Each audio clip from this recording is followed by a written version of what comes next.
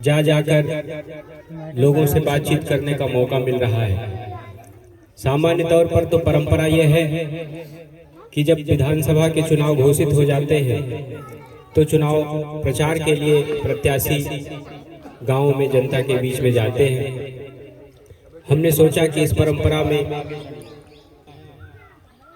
प्रवेश कराया जाए और उसके तहत हम चुनाव की घोषणा से पहले जनता के बीच में जाकर यह जानने का प्रयास कर रहे हैं कि पिछले 5 वर्षों में जो कुछ कमियां रह गई हैं उन्हें कैसे ठीक किया जाएगा, जनता की कौन सी अपेक्षाएं और हैं, और इसके साथ ही पिछले 5 वर्षों में इस प्रदेश में विपक्षी दलों की ओर से जो दुष्प्रचार हुआ है उसको लेकर जनता के मन में जो भी भ्रम बन गए हैं उनका निवारण करने का प्रयास भी जनता के साथ संपर्क के माध्यम से किया जा रहा है। उन्हीं अनुभवों के आधार पर कुछ बातें जो मुझे पता लगी हैं वही मैं आप लोगों के साथ करना चाहता हूं। पिछले 2 महीने से पयागपुर के विभिन्न गांवों में घूमते हुए मैं ये अनुभव कर रहा हूं कि सामान्य तौर पर जनता केंद्र सरकार और प्रदेश सरकार से संतुष्ट है। कुछ छोटे मोटे स्थानीय मुद्दे हैं जिनको लेकर जनता के मन में कुछ शिकायत है और स्वाभाविक है। कुछ मुद्दे ऐसे भी हैं जो कि स्वाभाविक रूप से उन्हें कष्ट दे रहे हैं, जिसके नाते उनको असुविधा हो रही है। कुछ मुद्दे ऐसे हैं जिनके लिए विपक्षी दलों की ओर से दुष्प्रचार किया गया है और लोगों को भ्रमित करने का प्रयास किया गया है। उन मुद्दों के बारे में आपकी संभावित प्रत्याशी आपसे बात करेंगे। मैं विचारधारा के विषय पर कुछ बातें आप लोगों से करना चाहता हूं। मैं जब पिछले 1.5 महीने से पयागपुर के विधानसभा क्षेत्र के विभिन्न गांवों में घूम रहा था तो मैंने देखा कि जैसा कि आप सभी जानते हैं कि करीब पिछले 2 वर्षों से देश और दुनिया एक बड़ी ही विषम परिस्थिति से जूझ रहा है। हमने 100 साल में ऐसी महामारी के बारे में न सुना था न पढ़ा था जिससे कि ये दुनिया जूझ रही है। ऐसी विषम परिस्थिति में जबकि दुनिया के बड़े बड़े देश जिनको हम America, Britain, Germany, France, Italy, जिनके बारे में हम ये जानते थे, समझते थे कि वो स्वास्थ्य के मामले में बहुत से मामलों में हम लोगों से बहुत आगे हैं, वो भी इस महामारी के सामने नतमस्तक हो गए। हमने टेलीविज़न पर, अखबारों में हर जगह देखा कि लाशों के ढेर लग रहे थे। ऐसे ही विषम परिस्थिति में भारत के सामने ये चुनौती थी कि भारत इस परिस्थिति का सामना कैसे करेगा। इससे पहले जब भी कोई महामारी आई तो भारत में लाखों की संख्या में लोग मारे गए। देश की जब आज़ादी के बाद भारत में मलेरिया का एक भयंकर दौर आया था। आज़ादी के कुछ ही साल के बाद जवाहरलाल नेहरू उस समय देश के प्रधानमंत्री हुआ करते थे। मलेरिया का टीका आने में करीब 2 साल लग गया और उसमें लाखों लोगों की मौत हो गई। उस दौर को पूरी दुनिया ने देखा था, इसलिए पूरी दुनिया की निगाह भारत की तरफ थी। सबको ऐसा लगता था कि कोरोना के चलते भारत में लाखों की संख्या में लोग मरेंगे। भविष्यवाणी तो ये भी हो रही थी कि शायद करोड़ों की संख्या में लोग मरेंगे। लेकिन पिछले वर्ष होली के समय जब भारत के प्रधानमंत्री नरेंद्र मोदी टेलीविज़न पर आए और उन्होंने देश की जनता को संबोधित करते हुए सभी लोगों से आग्रह किया कि हमें हर स्थिति में इस कोरोना की महामारी से लोगों को मरने से बचाना है। इसके बाद से भारत ने हर तरह से कोरोना से लड़ने के लिए कमर कसी। पहले कोरोना से बचने के लिए प्रयास किया गया। हमारे वैज्ञानिकों की मेहनत का परिणाम रहा कि 1 साल के भीतर कोरोना की वैक्सीन आई। आज 100 करोड़ से ज्यादा लोगों को कोरोना की वैक्सीन दी जा चुकी है। इसी के साथ पूरी दुनिया के सामने यह संकट था कि जब लॉकडाउन में लोग अपने घरों में कैद होने के लिए मजबूर थे, तो जब लोगों का काम धंधा बिल्कुल बंद हो गया, तो उनके घरों में राशन कैसे पहुंचाया जाए, उनके खाते में पैसा कैसे पहुंचाया जाए ताकि वो भूखमरी का शिकार न हो। यह एक चुनौती आई। भारत के प्रधानमंत्री नरेंद्र मोदी जी ने प्रधानमंत्री बनने के बाद ही लोगों के जन धन अकाउंट खुलवाए थे और उसके माध्यम से वो लोगों के घरों तक पैसे पहुंचाने में कामयाब रहे।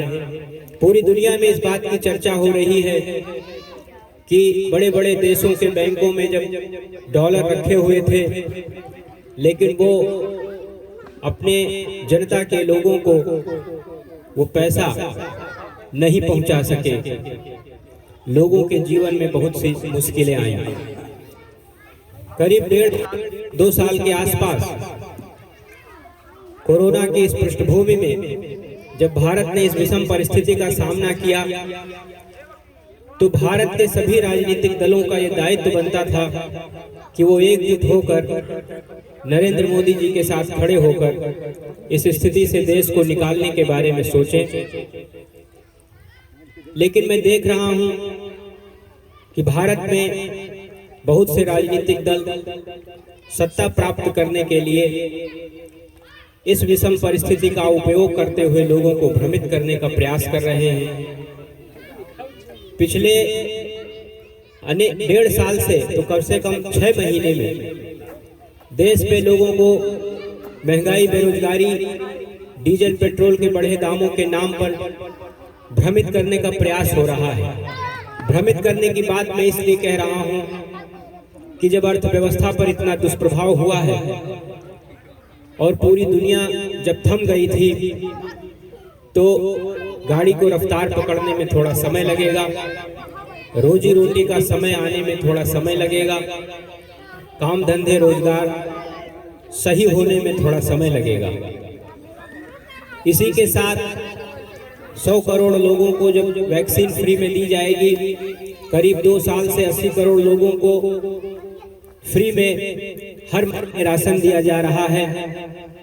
इसी के साथ बहुत सी योजनाओं पर के लिए खर्च हो रहा है, तो वो सारा खर्चा कहीं न कहीं से तो आता ही है। उस खर्चे को प्राप्त करने के लिए कहीं न कहीं डीजल पेट्रोल जैसे उत्पादों पर थोड़ा सा महंगाई निश्चित रूप से है। लेकिन हम सभी सनातन धर्म को मानने वाले हैं। हम जानते हैं कि सनातन धर्म में यज्ञ की बात की जाती है और जब यज्ञ होता है तो उसमें आहुति दी जाती है। हमको ये मानकर चलना चाहिए कि कोरोना से बचने के लिए, मानवता को बचाने के लिए इस महायज्ञ में नरेंद्र मोदी जी जो यज्ञ कर रहे हैं उसमें हमारी भी कोई आहुति जा रही है। इसलिए उस भाव के साथ इसे देखते हुए अगर इस रूप में हम इस चीज को देखेंगे तो हमको ऐसा लगेगा कि व्यापक परिदृश्य में अगर चीजों को देखा जाए तो देश के सामने जो बड़ी चुनौतियां हैं उस पर भी हमें ध्यान देना होगा। गांव के सुदूर इलाके में जब हम सुकून से बैठे होते हैं तो हमको ऐसा लगता है कि सब कुछ सही चल रहा है, लेकिन आज गांव में भी सभी लोग सोशल मीडिया के माध्यम से दुनिया में जो कुछ हो रहा है उससे नावाकिफ हैं। उनको ये पता है कि क्या चल रहा है। सारे बच्चे सोशल मीडिया के साथ जुड़े रहते हैं और वो ये जानते हैं कि देश दुनिया में हमारे आसपास क्या हो रहा है। अभी कुछ महीने पहले हमने देखा होगा कि भारत से कुछ ही दूर पर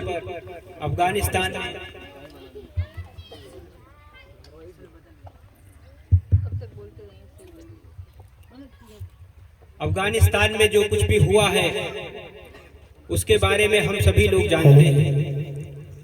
आप सभी बच्चे, हमारे बच्चे जो सामने बैठे हुए हैं वह देश है, इसलिए आप लोगों को चीजों को निश्चित रूप से समझना चाहिए। हम इन युगों से हमारे जो सामने के नौजवान हैं उनका ये दायित्व बनता है कि जो देश की परिस्थिति है उसके बारे में वो गंभीरता से सोचें।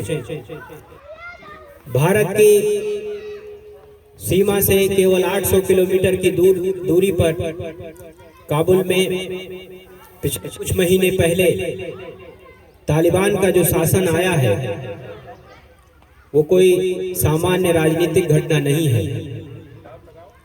भारत का इतिहास ये बताता है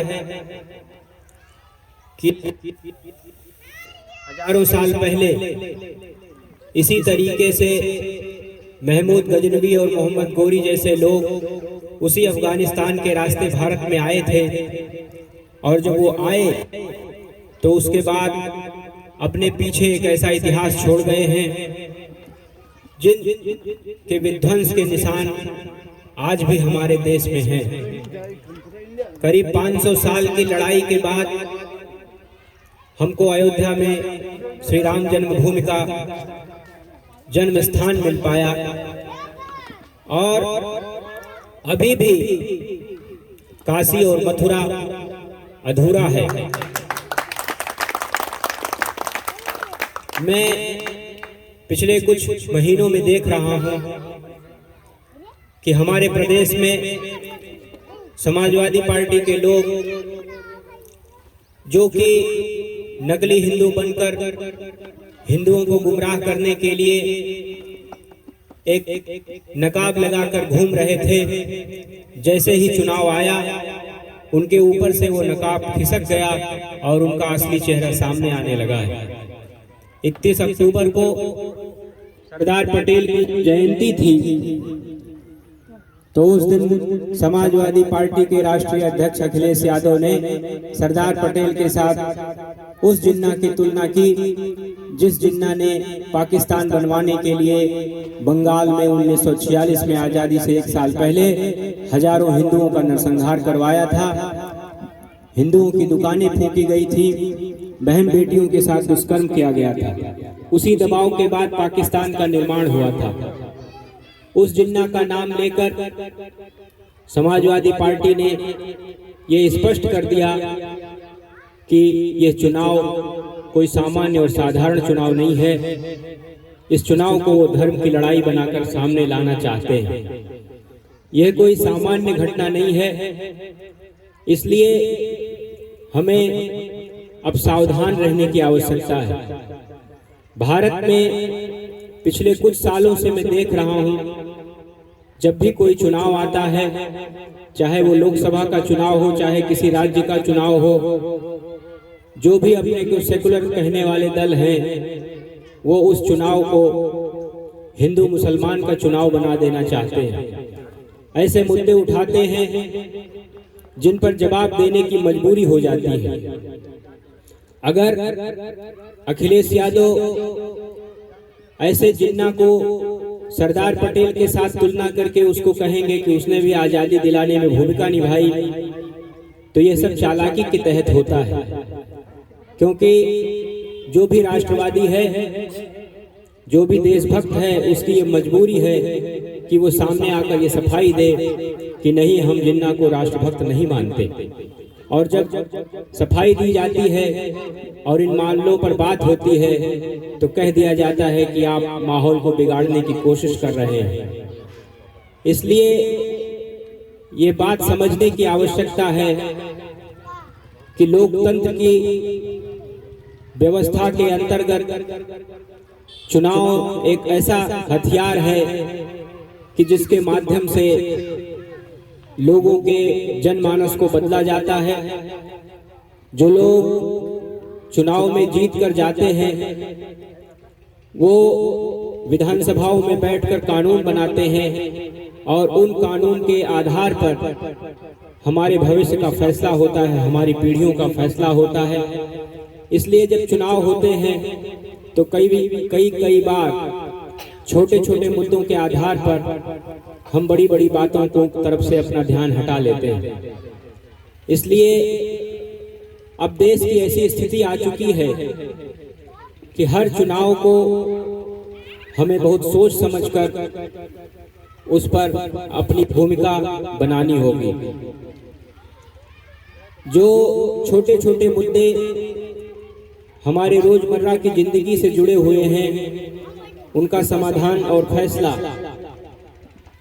समय के साथ सभी सरकारें करती हैं और विशेष रूप से अगर केंद्र में नरेंद्र मोदी जी जैसा प्रधानमंत्री हो, उत्तर प्रदेश में योगी आदित्यनाथ जी जैसा मुख्यमंत्री हो, जो जनता के प्रति समर्पित हो, जनता के मुद्दों के लिए संवेदनशील हो, तो हमें उनकी नीयत पर शक करने का कोई कारण नहीं है।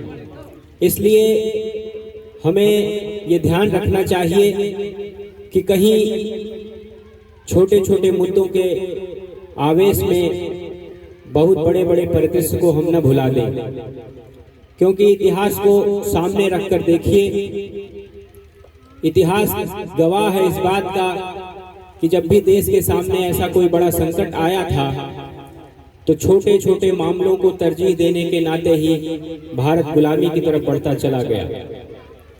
इसलिए हमें आज यह याद रखना चाहिए कि भारत की भौगोलिक एकता तभी तक सुरक्षित है जब तक भारत में सनातन सुरक्षित है।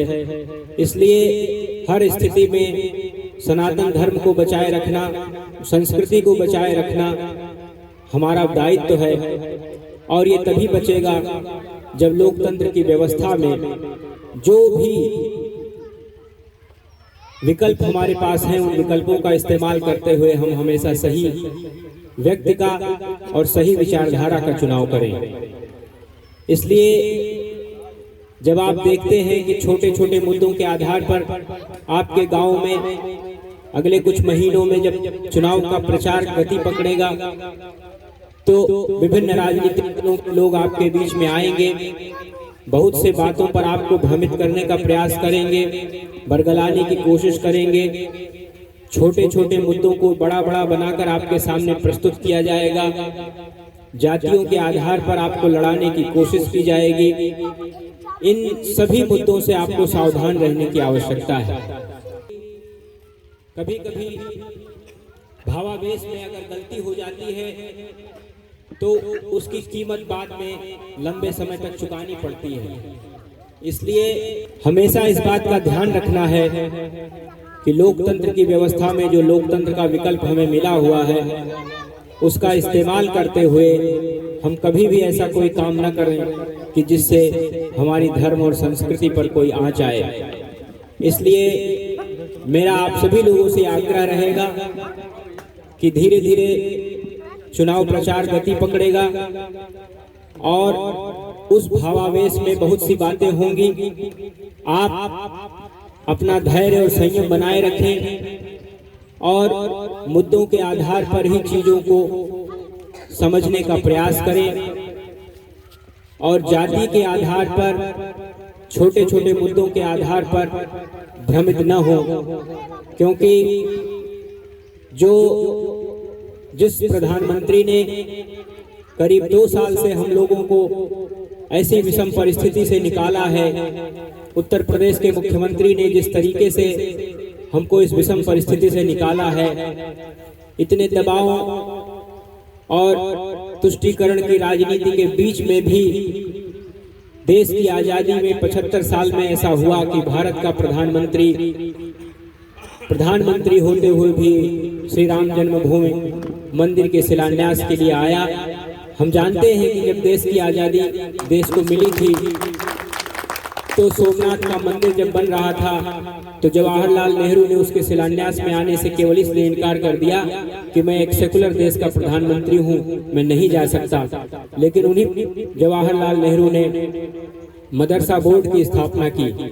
बाबा साहब अम्बेडकर ने जब संविधान में कहा कि अगर हिंदू कोड बिल बनता है तो मुसलमानों के लिए भी कोड बिल बनना चाहिए, तो जवाहरलाल नेहरू ने ये नहीं होने दिया। फिर उनकी बेटी ने देश में मुसलमानों के लिए एक अलग शरीयत कानून बनाने वाली जो व्यवस्था होती है उसके तहत उनको एक अलग से मुस्लिम पर्सनल लॉ बोर्ड दे दिया और मुसलमानों की जितनी भी प्रॉपर्टी होती है उस पर सरकारी नियंत्रण न हो, इसके लिए उनके लिए वक्फ बोर्ड अलग से बनाया गया। इंदिरा गांधी ने करपात्री महाराज के नेतृत्व में जब गोरक्षकों के नेतृत्व के लिए गोरक्षा के कानून की मांग करते हुए दिल्ली में जब बहुत बड़ा कार्यक्रम किया गया था, उन्होंने संतों पर गोलियां चलवाई थी। देश की आजादी के बाद से सभी राजनीतिक दलों में इस बात की होड़ लगी रहती थी कि कौन सबसे बड़ा मुसलमान है। अगर जवाहरलाल नेहरू ने मदरसा दिया, वक्फ दिया, तो उनकी बेटी ने मुस्लिम पर्सनल लॉ बोर्ड दिया। महाराज करपात्री महाराज जी के संतों के ऊपर गोलियां चलवाई गई। उनके बेटे राजीव गांधी ने साहबानों के मामले में सुप्रीम कोर्ट का फैसला बदलकर भारत को एक तरीके से मुस्लिम राष्ट्र भी घोषित कर दिया कि मुसलमानों के मामले में हम सुप्रीम कोर्ट का फैसला भी नहीं मानेंगे। ऐसी विषम परिस्थिति वाले देश में नरेंद्र मोदी जी ने सारी परंपराओं को पलटा। उन्होंने प्रधानमंत्री होते हुए भी श्री राम जन्मभूमि मंदिर के शिलान्यास के लिए आकर, उसके भूमि पूजन पर आकर ये संदेश दिया कि भारत में जिस तरीके का सेकुलरिज्म चल रहा था नकली, हम उसे अब नहीं मानते। 3 तलाक के मामले में उन्होंने कानून बनाकर साहबानों के मामले में राजीव गांधी ने जो गलती की थी उसको उन्होंने सुधार दिया। और योगी आदित्यनाथ जी खुलेआम इस बात की घोषणा करके उत्तर प्रदेश का शासन चलाते हैं कि हम किसी के साथ भेदभाव नहीं करेंगे, लेकिन भारत हिंदुओं का देश है, इसलिए हिंदू होने में और भगवा विचारधारा के साथ हमें किसी प्रकार का कोई अपराध बोध नहीं होता है। इसलिए मेरा आग्रह है, बल्कि आप लोगों से निवेदन भी है कि जब धीरे धीरे चुनाव प्रचार गति पकड़ रहा है तो आप अपने गांव में आने वाले लोगों को, रहने वाले लोगों को तो सावधान करें ही, अपने आसपास अपने रिश्तेदारों को भी इसी विचारधारा और इसी भावना के साथ अवगत कराएं कि प्रचार के भावावेश में छोटे छोटे मुद्दों पर भ्रमित होने के बजाय कहीं से भी बरगलाने का कोई प्रयास करे तो उसमें उनकी बातों में आने से बचें। और ये जो बड़ा दृश्य मैंने आपके सामने प्रस्तुत किया है इसे हमेशा ध्यान में रखें, क्योंकि सनातन सिकुड़ता चला गया है। हम सभी जानते हैं देश की आज़ादी से पहले 1947 से पहले ढाका में, कराची में, लाहौर में रामनवमी भी होती थी, कृष्ण जन्माष्टमी भी हुआ करती थी, लेकिन आज वहाँ इन दोनों पर्वों को मनाने वाले लोगों की संख्या कितनी रह गई है आप जानते हैं। इसलिए ये मानने का कोई कारण नहीं है कि हम सुरक्षित हैं तो हमेशा सुरक्षित रहेंगे। भारत और सनातन हजारों सालों से अपने अस्तित्व की लड़ाई लड़ रहा है, ये लड़ाई अभी भी जारी है और लोकतंत्र की व्यवस्था में भी उस लड़ाई का ही हिस्सा हम हैं। इसलिए हम जब भी चुनाव में अपने मत का प्रयोग करें तो ये न भूलें कि ये सनातन की परंपरा को बनाए रखने की जो बड़ी लड़ाई है उसका ही एक हिस्सा है। इसलिए आप स्वयं भी सावधान रहें, अपने आसपास के लोगों को भी सावधान करें। इन्हीं शब्दों के साथ बहुत बहुत धन्यवाद। भारत माता की जय! भारत माता की जय!